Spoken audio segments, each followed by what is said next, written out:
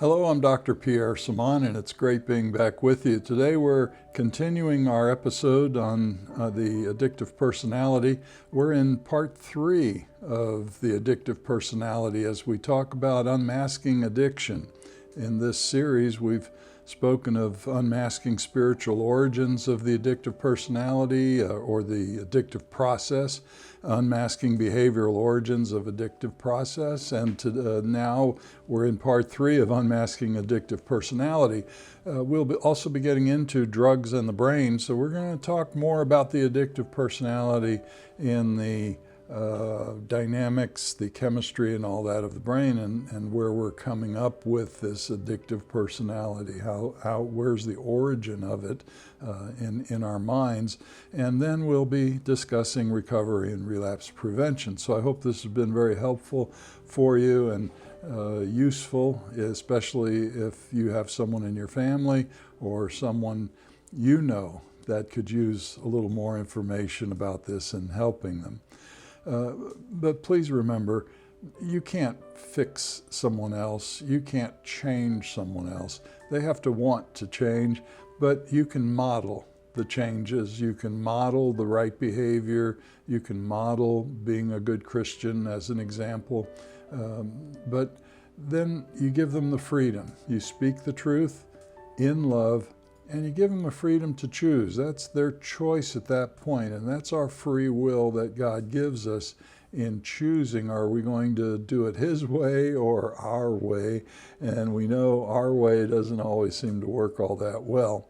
Well, having an addictive personality does not mean that you'll become an addict. And as I've said this before, there's so many people with addictive personalities that have control. They have those boundaries set. They know not to go too far, and they know that they tend to really like something. It might be an exaggeration of feel good and all that, more so than the average person might have.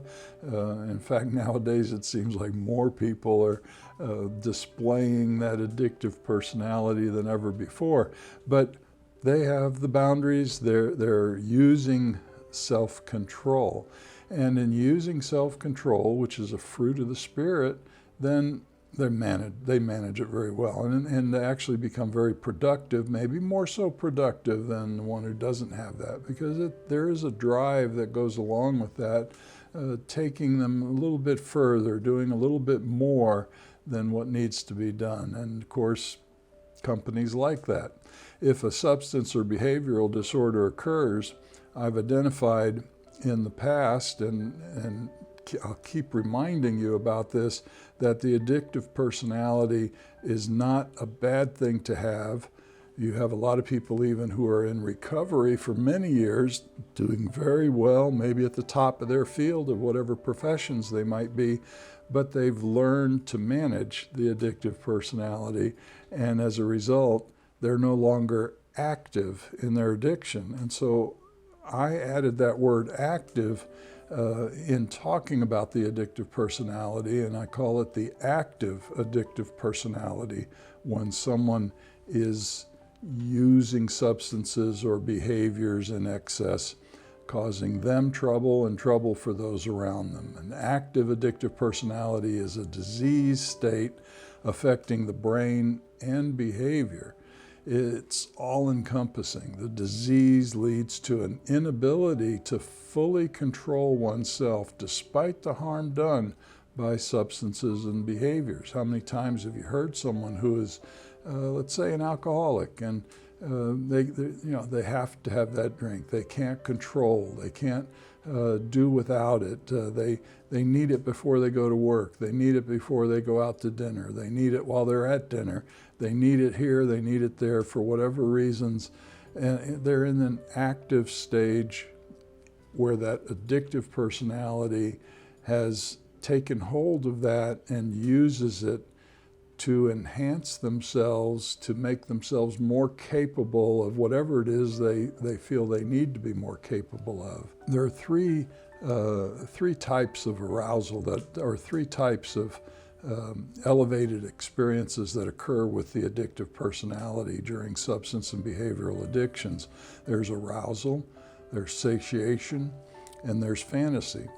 Arousal is a feeling of power and control. So that's I feel good, causing that lifting of a person, a lifting of the mood, the brightness, and so on, which we all want to be at a good stage. But if we go too far, we peak up there, we're going above what's normal, we're exaggerating that arousal, that elevated state of confidence, boasting, and exploitation.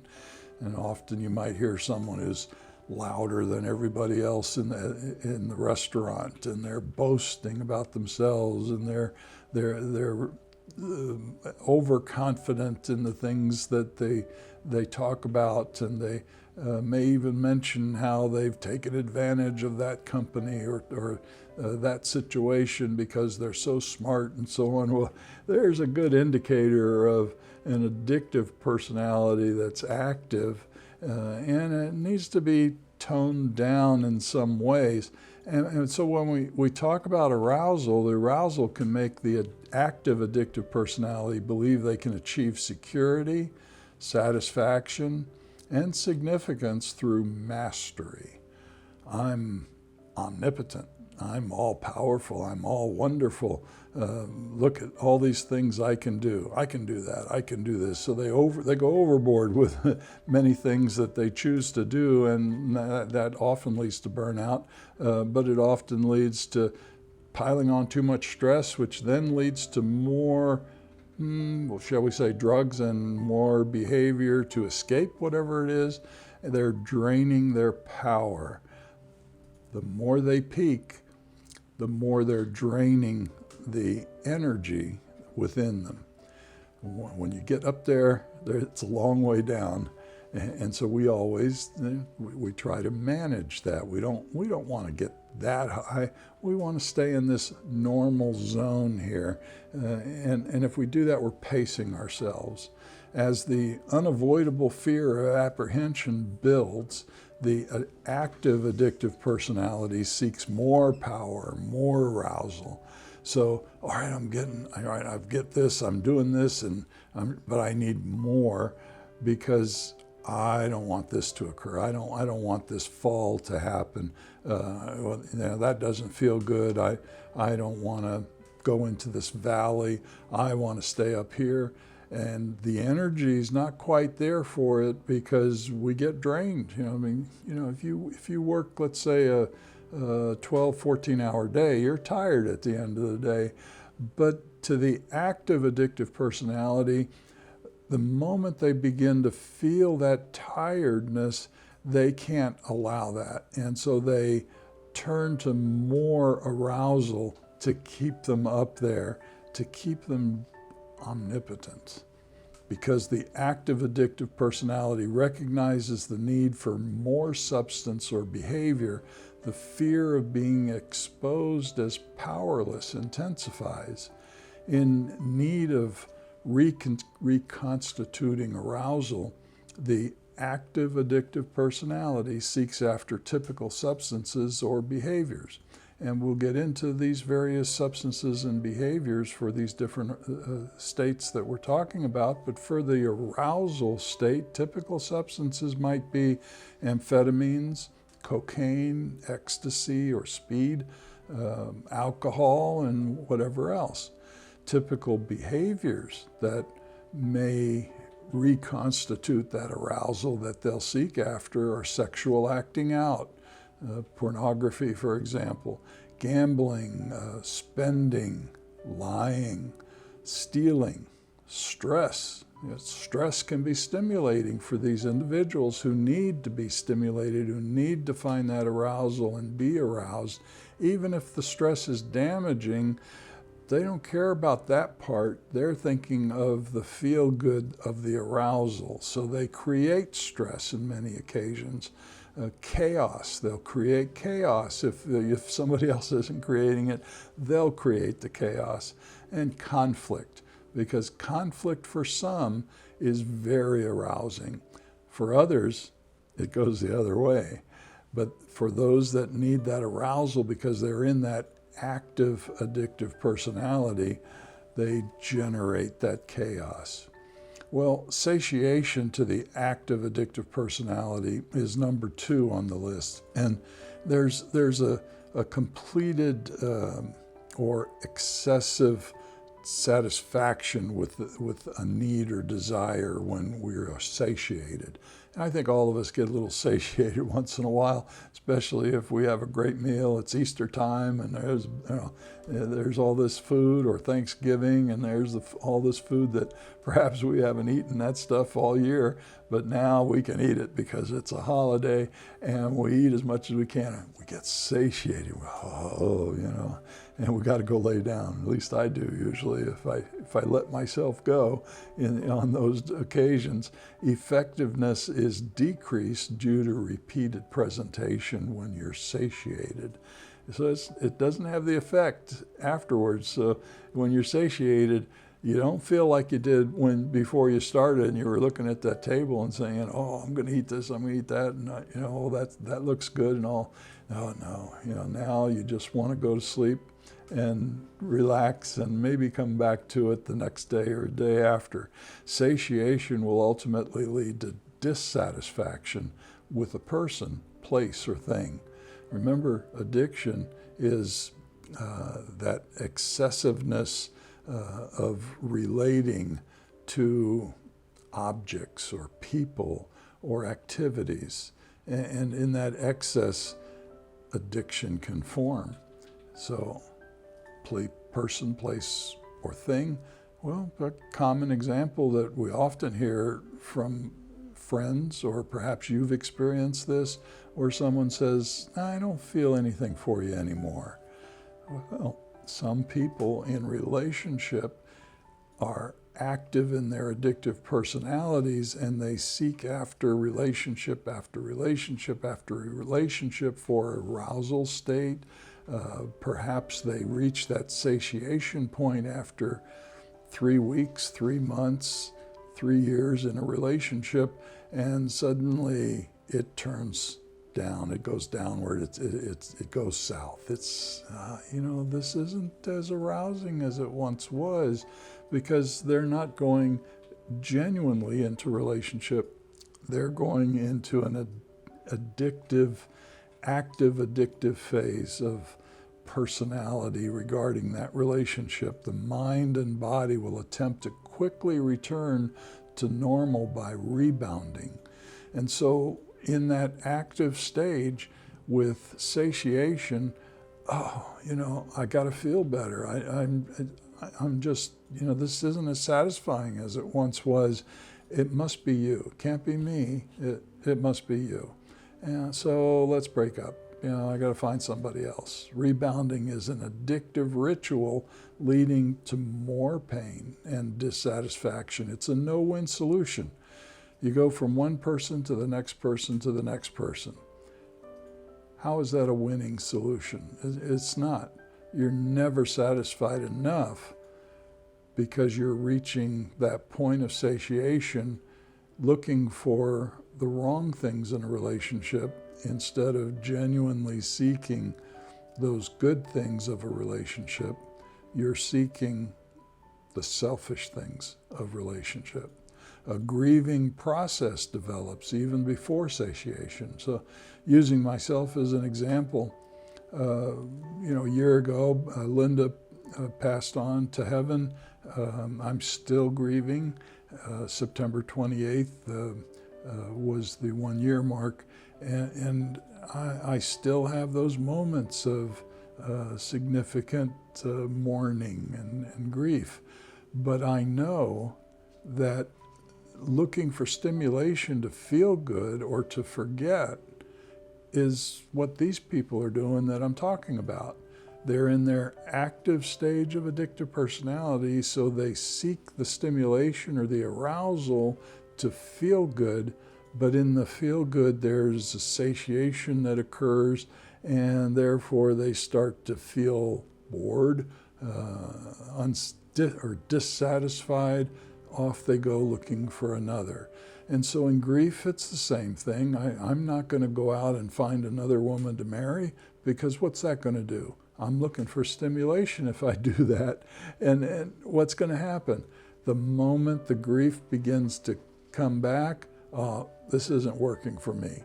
You divorce, you end up finding somebody else. You end up with 2, 3, 4 marriages. And that's oftentimes when you hear people with that many marriages, and of course there's circumstances that can bring that about. Also, it has nothing to do with what we're talking about. But in many, it's similar circumstances that are occurring where the dissatisfaction is occurring. Maybe they're choosing poorly, and that's not necessarily part of addictive personality, but if they're choosing poorly because of impulsiveness, because they're not thinking through what's going on, or because they're escaping to feel better, then that is part of active addictive personality. So before satiation, knowing the pain of dissatisfaction will return. Okay, I got to do something about that. Attempting to escape this reality can bring anxiety, panic, confusion, invalidation, bitterness, hopelessness, or depression.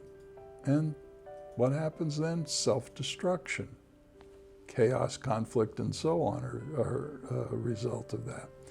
In need of satiation, the active addictive personality will draw upon typical substances and behaviors.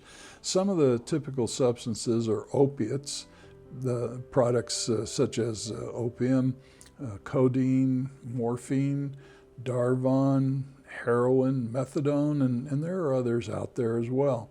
It's an intensity of being mesmerized, satiated, in a stupor, you might say. Typical behaviors are eating, alcohol intoxication, excessive exercise. What happens then? You think exercise is a good thing, and it is a good thing, but excessive exercise is pushing those endorphins into your system, which are stimulating. They're like adrenaline.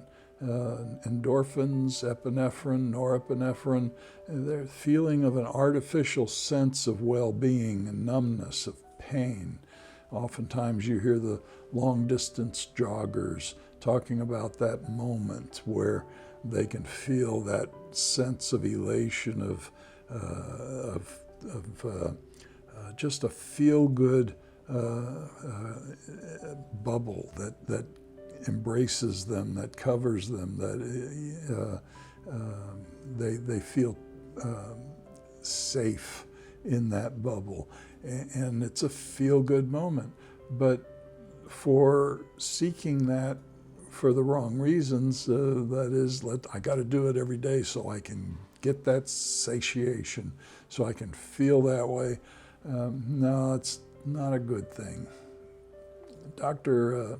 Darryl Inaba, in his book Uppers and Downers and All Arounders, said this. He said, because opioid withdrawal symptoms can seem so frightening to users, fear can keep them using. And we'll pause there a minute. I've had clients who were athletic, joggers, long-distance runners, and maybe they hurt their ankle or they have an injury, and they are unable to go and reach those levels of satiation that they once did when they were athletic and running and active.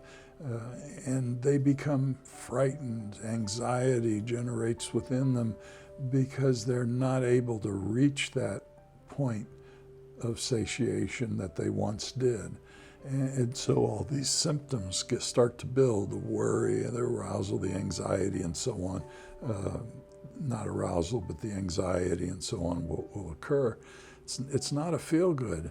In fact, because of it, they're frightened that they may never be able to reach that again. He goes on to say, for many long-term users, the fear of withdrawal becomes a greater trigger for continued use than the desire to repeat the rush. It's scary if I can't do that anymore, or it's scary if I can't have that anymore. How will I live? How will I survive? Grieving, it's scary to think ahead without my wife of 50 years. How am I going to go on? How am I going to do that?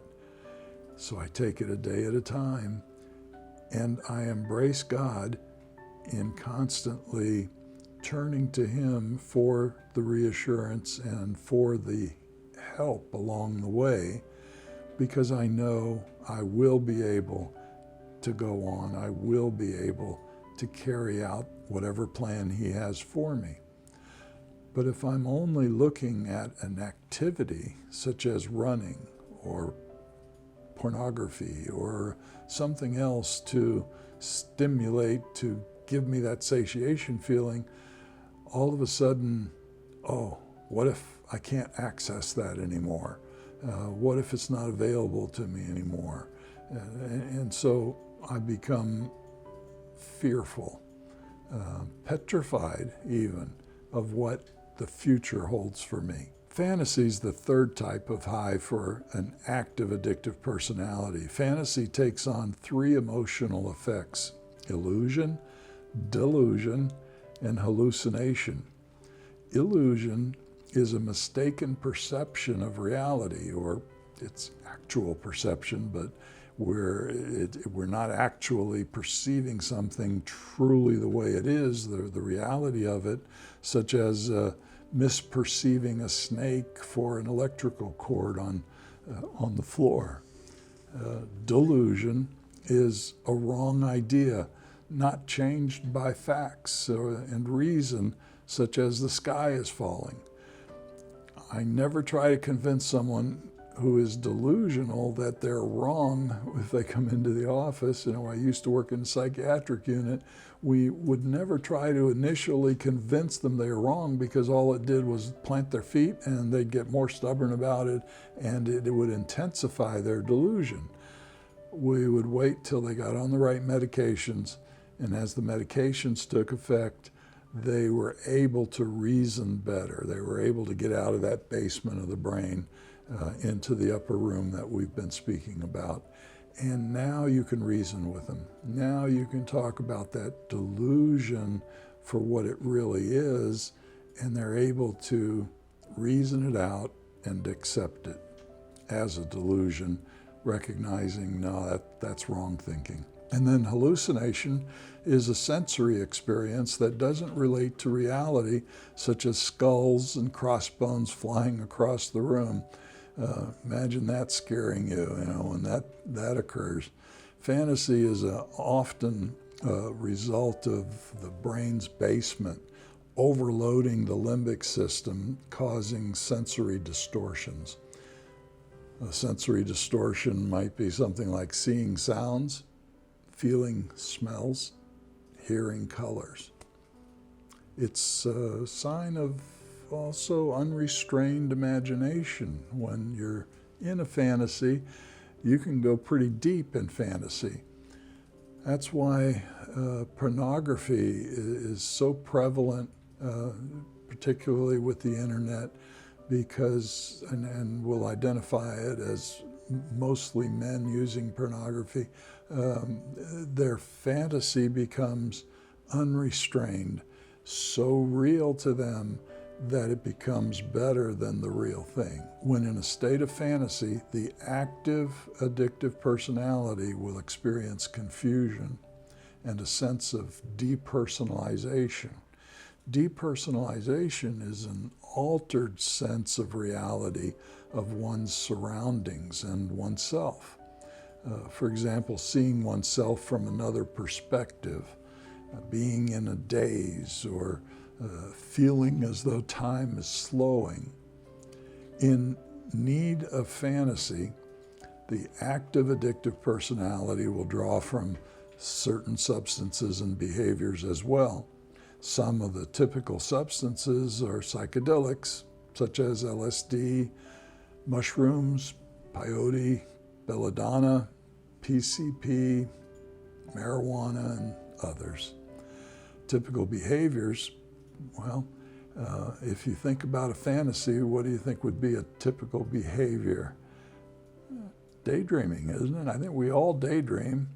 Well, with the active addictive personality is happening at the time, the daydreaming becomes enhanced, exaggerated, very real, that you can be talking to them and they're not even hearing you. It's like you're not even in the room because they're in their fantasy. You remember when you were young, the TV was on and you're watching something, and your parents talk to you and say, "Are you listening? Don't you hear me?" And you're not here. You're in your fantasy. You're watching whatever it is, and your mind is in there. You're part of what you're watching. That's fantasy. And that's typical for young children as they grow. But in the active addictive personality, it's like you're going backwards instead of forwards. You're like a child again, active in that fantasy, not hearing anything that's going on around you or seeing what's going on around you. It leads to a trance-like state of mind, a half-conscious state between sleeping and waking.